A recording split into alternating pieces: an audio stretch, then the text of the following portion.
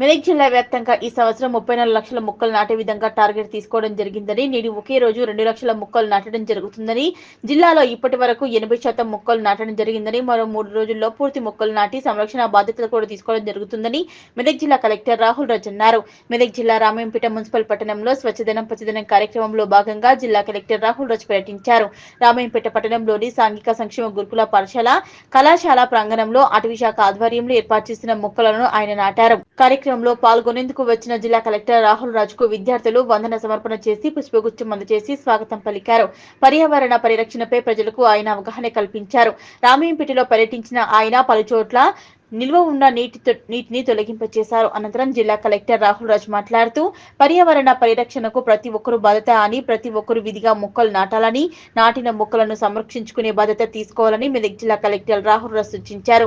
వర్షాకాలం ఉన్నందున ప్రజలు జాగ్రత్తగా ఉండాలని, నిల్వ ఉన్న నీటిని తొలగించాలని, నీరు నిల్వ ఉంటేనే దోమలు ప్రబలి రోగాలు వచ్చే అవకాశం ఉంటుందని, వ్యక్తిగత పరిశుభ్రతతో పాటు పరిసరాల పరిశుభ్రతను కూడా చూసుకోవాలని సూచించారు. ఈ కార్యక్రమంలో municipal chairman Jitender Goud, Ramayampet society chairman Bade చంద్రంతో పాటు మున్సిపల్ కౌన్సిలర్లు, వివిధ శాఖల అధికారులు పాల్గొన్నారు. ప్రజలందరికీ కూడా నమస్కారం. సో మనందరికీ కూడా తెలుసు, పచ్చదనం అనేసి ఆగస్టు 5 నుంచి ఆగస్టు 9 వరకు తెలంగాణ ప్రభుత్వం చాలా ప్రతిష్టాత్మకంగా ఈ ప్రోగ్రామ్ అన్ని గ్రామ పంచాయతీలలో, అన్ని మున్సిపాలిటీలలో కూడా టేకప్ చేయడం జరుగుతుంది. మరి దానిలో భాగంగా మన మెదక్ జిల్లాలో ఉన్న అన్ని గ్రామ పంచాయతీలలో, మన మెదక్లో ఉన్న 4 మున్సిపాలిటీలలో కూడా మనం ఈ ప్రోగ్రామ్ టేకప్ చేయడం జరిగింది. మరి దాంట్లో భాగంగా ఈరోజు 9th ఆగస్టు రోజు ముగింపు కార్యక్రమంలో భాగంగా వన మహోత్సవం అనేది మనం ఏదైతే చెట్లు నాటాల్సిన కార్యక్రమం ఉందో అది పెద్ద ఎత్తున మన జిల్లా వ్యాప్తంగా కూడా సుమారుగా 2 లక్షల చెట్లు మనం ఈ ఒక్కరోజే నాటుతా ఉన్నాం.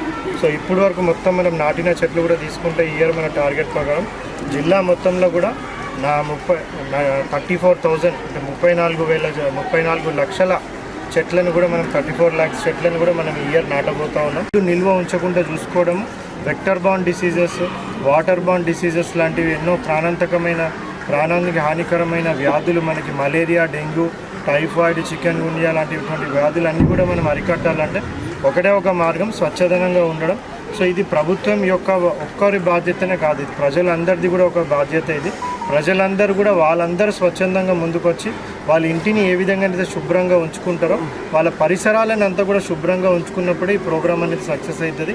మరి 5 రోజుల ప్రోగ్రామ్ అయిపోయింది అనేసి ఎవరు కూడా అనుకోవద్దు. సో ఇది ఒక ఆరంభం మాత్రమే, ఇది అందరికీ ఒక ట్రిగర్ పాయింట్ లాగా ప్రభుత్వం ప్రవేశపెట్టింది. సో ఈరోజు శ్రమదానం ప్రోగ్రాం కూడా ఉంది. సో ప్రతిరోజు కూడా ప్రతి వారం కనీసం వారానికి ఒక్కసారైనా నిల్వ ఉన్న నీళ్ళని అన్నీ కూడా ఇంట్లో అన్నీ కూడా పారబోసేసి డ్రై డే మనం ఫ్రైడే రోజు చేస్తాం. అవన్నీ పగడ్బందీగా ప్రజలందరూ కూడా పార్టిసిపేట్ కావాలా.